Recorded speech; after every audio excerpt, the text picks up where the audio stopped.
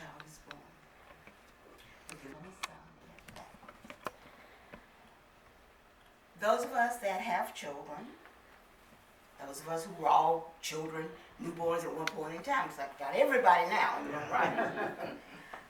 One of the things when you go, you get all excited, you go to the hospital to see the baby, you start trying to figure out whose nose they have, whose eyes, whose ears, who do they look like, and as they begin to grow and develop, whose mannerisms they've taken on, whose ways, and you get to see, oh, I see that in this person, or I see you just like your dad, or you just like your mama, or that's just like your grandmama used to say or do. Others experience that? What about this babe that we're given today? What are the attributes? What are the things we see, we know, we experience from this son that is given? What, and if we are modeling ourselves after that pattern, what are those attributes that we see, recognizing ourselves as the patterns from the son, this babe that was born? What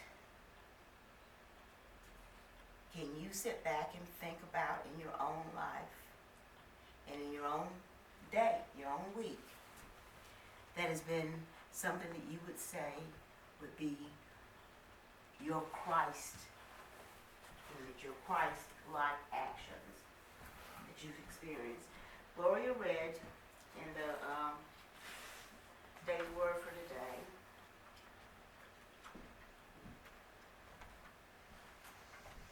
This one was the December one. Yes, the January one.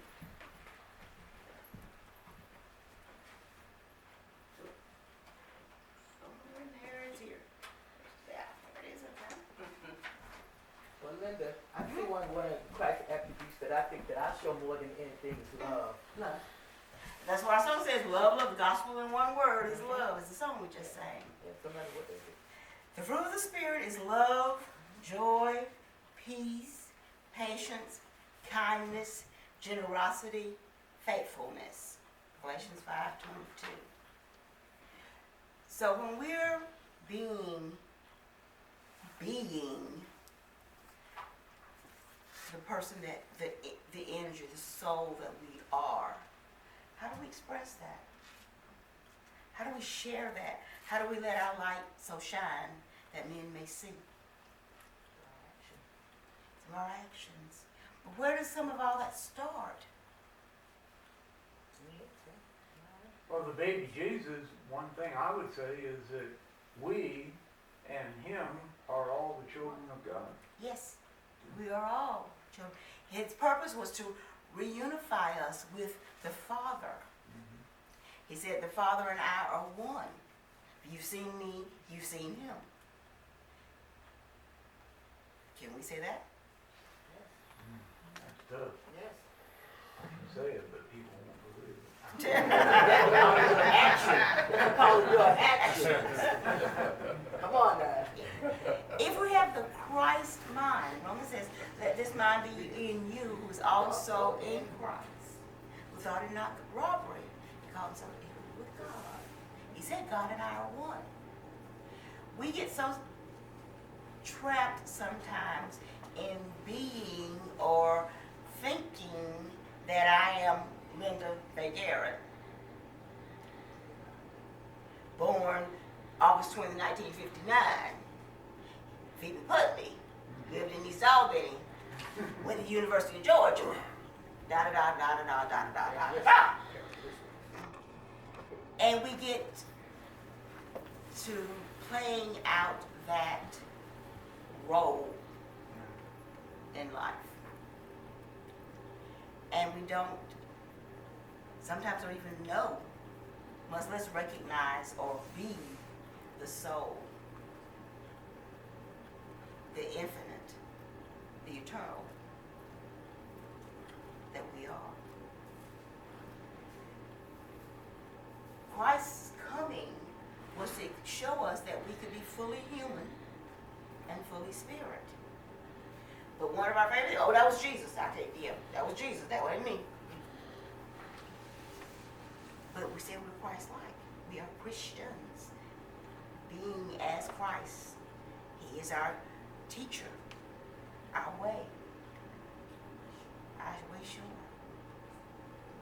So, what is it that we show? We said we teach truth principles as demonstrated by Jesus Christ. Didn't we just finish saying that a few minutes ago? So what are those truth principles? What's a truth principle that you have seen demonstrated by Jesus Christ that you are actively experiencing, expressing, being? Well, he said the word says, "Do unto others as you would have them do unto you." In my daily life, I have tried, as I said, working with people and with the public. You never know what type of mindset they have. So I have always tried to, when I'm interacting with a person, to lighten their spirit. And that lightens mine actually, because I like to laugh. But trying to just do that in a way that shows that I care about how you feel. And maybe someday someone will care about how I feel and try to light my spirit with that. Everything we do, experience, say, feel, think, comes from something in here, out of the heart, out of the speaks. So what's flowing through here and in that spirit, there are days that still come out of here, ain't quite so nice. There are days that things come out of here that are just pulpit for me. I get on my pity horse and it's my part and I cry if I want to. There are days I'm happy, there are days I'm sad, there are days I'm whatever. But in all of that, and that's the reason I said I was changing up what we're doing with Burning Boulevard. In all things, in everything, give thanks. Sometimes it's a little, we have to dig a bit to find what we're thankful for in some situations. But it's there. If we know, believe, think, feel that God is, end of sentence, end of paragraph, story complete, then there's God in whatever. There's God in whatever. Sometimes Linda has to look for it. But that was one of the missions of Jesus, to bring and show us that Christ mind that we could see in the middle of being crucified, in the middle of being tortured, in the middle of being talked about, ridiculed, that love still abides. That life is. He said he came to give us, for us to have life and have it more abundantly. Now, what we choose to have, we always have free choice, free will. We can choose to see and experience the good, or we can choose to see, experience, it is bad. The very same situation, two people observing it can walk away with two totally different opinions of what that situation was, based on from where you are functioning right then and there between here and here. I can see it and think, oh, that was good. Or somebody, oh, that was horrible. Oh, that was a nice thing. Oh, I don't want to do it no more. Never, ever again. But it's how you choose to see and experience it. And in our daily lives, in our daily walk, many times we get in our humanness, get caught up in labeling, degrading stuff, ourselves included. beating up on ourselves about stuff, putting ourselves down, putting other folks down, putting whatever down. But we need, if we're going to experience that Christ mind and have that Christ, Christmas is the celebration of the birth of Christ. But that Christmas should happen every day in our hearts. For if Christ within, he's been born to be there, letting him flow, letting him come out. And sometimes, just like with a newborn baby, that first few weeks, you just so want him to wake up. All he's doing is laying there sleeping, and you want him to wake up and play and do it, and you just can't wait for him. But then when he's 2, and he run around and tell you have to run on these roller skates to keep up with him, pretend everything down in the house. You wait for him to go to sleep. Take a nap, please. One of those things is that Christ child in us. Are we experiencing him as being the cute cuddly that we can't wait for him to wake up and play with us? Are we experiencing it as that piece that we won't take a break from? I mean, and that's something that comes on with us, I'll speak for Linda. That's something that Linda experiences from time to time, thinking like, all right, God, give time out. Give me a minute. I need a breather here for a second. But there are times that, I'm like, okay, God, where are you? I'm searching. I'm missing a boat somewhere. Wake up. Talk to me, please. Am I the only one? Sometimes the way I live, I just say shut up and go back to sleep to the baby Jesus. And sometimes we do that. Sometimes we honestly do that. There are times and situations I want to be mad about. Yeah. Or I want to be upset about it. I want to be frustrated. And you telling me just to love, I ain't ready to hear that quite right now. Yeah. We'll talk about that a little bit later. This ain't the right time. Yeah. But if we're going to make it a daily walk and a daily rebirth thing in us, gives us every day the blessings for that day, his joy, his love, his peace. We have to be, first and foremost, open and willing to receive, and then to share. Now, some things I'm stingy on. Somebody, the lady that cleans my house, and grandkids come through sometimes, and when I'm there, they've already, if I walk in and they're there, they already got a list of stuff they've seen that they want to know. Can I have that? Can I have some of that? Can I have some of that? And she's told me, Miss Little ain't gonna eat on her chocolate. You just understand that up front. You ask for it because your answer's going to be no on that. You ask for other stuff, she said fine. You go to her Hershey's bar, the answer is no.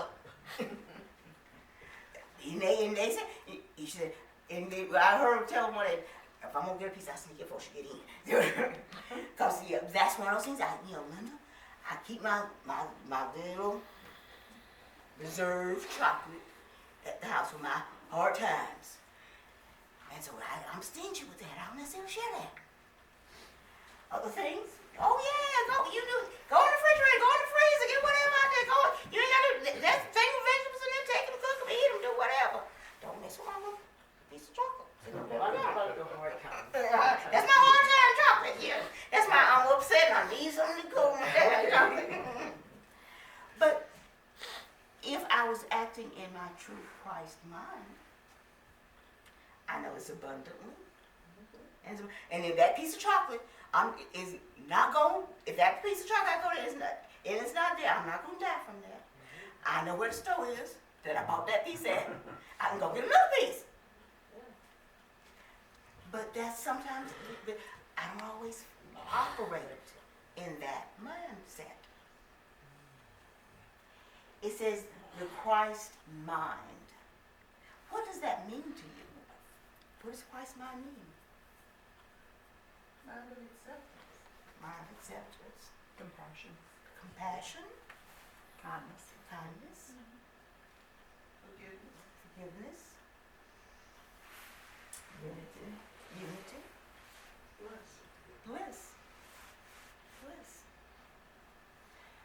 Would it just stop for a moment and think. If you could live in a state of continual bliss, what would that be like? And truly, some people seek that in other forms. They seek it in alcohol. They seek it in drugs. They seek it in my chocolate. They seek it in things. We seek that. That's one of those innate things our soul is searching for. And we search for it in many places and in many forms. We get glimpses of it. We have moments of it. But then something happens. And we sometimes, lose it. And then so we're back on the search again. Where's my bliss coming from? But if we're truly receiving Christ, the mind, the heart, the teachings, the way of Christ, then we walk in that on an ongoing basis, and and it's seen on our face. Some people that you can read every emotion they have written all over their face. People say wear your heart on the sleeve, kind of thing, whatever. Some of us are that way. Our expressions are well known. What if that expression was love, peace, bliss, joy, acceptance, unity? We are one.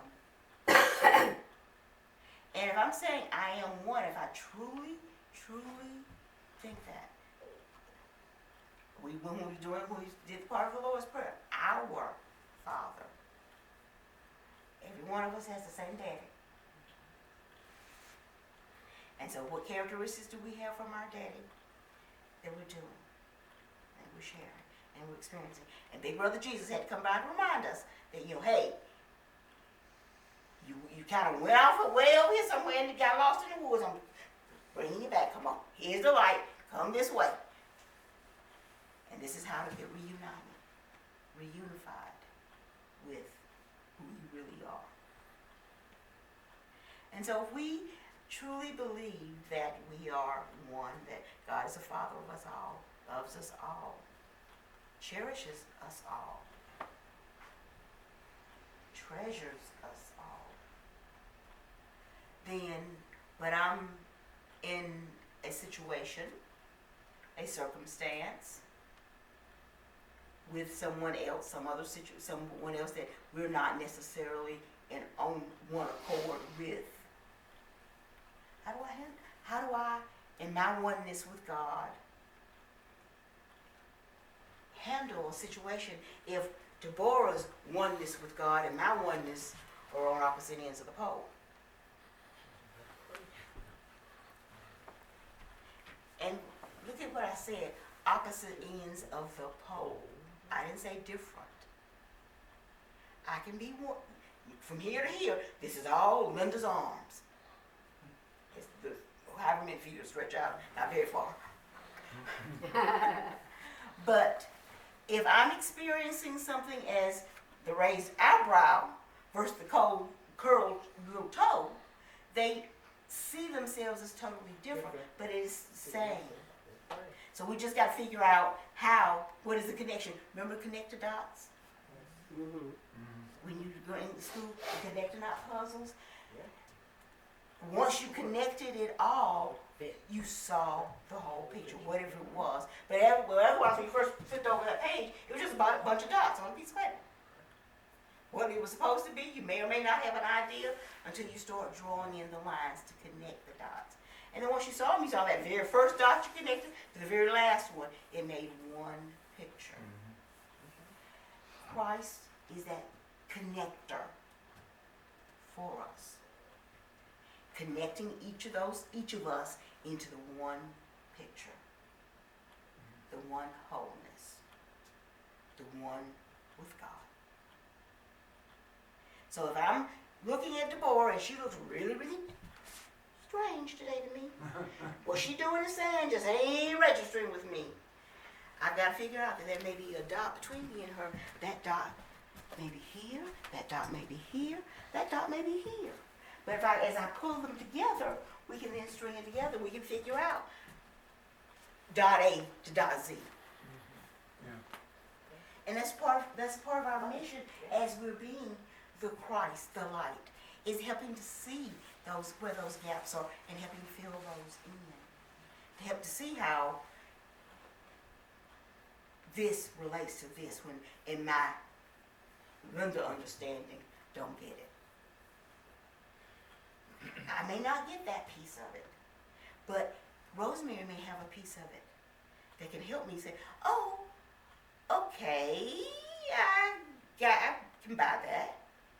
But that still don't tell me how it got here. So after I talk to Rosemary and get her little piece of light and love, and then I call up Glow. Glow, tell me the world of Glow. Tell me about this, how do you see this?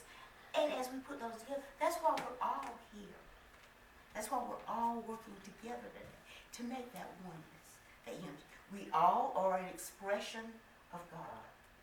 And it takes all of us to make the whole and to be a part of that whole. So my understanding here may be here. Your understanding may be there. When we started first grade, did we understand chemistry? Mm-hmm. Do we understand calculus? Some of us still don't understand calculus. Really? Ooh. What that genius. But as we moved grade by grade, lesson by lesson, we learned it. We began to be able to pull it together. It was a challenge learning the times tables in kindergarten and first grade. We got past that. We then learned to do the adding and subtracting and the multiplying. And then we found out we could use a calculator to do it for ourselves. Now, I don't have to do long math anymore. But it built upon itself. We learned from each other,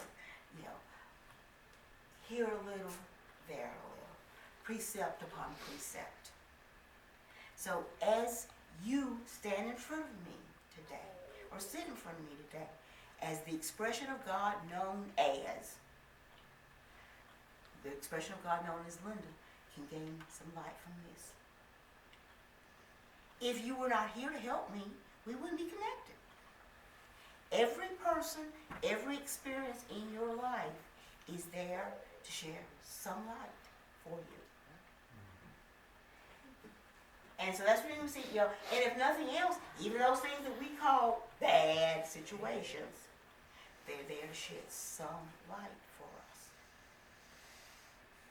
And so as we celebrate the birth of Christ, Christ came to help us remember our oneness with God. Help us find our way. We got lost in that darkness. He came to bring that light to us, to show us how to be that. So as we celebrate through Christmas, the birthdays, stop and think about.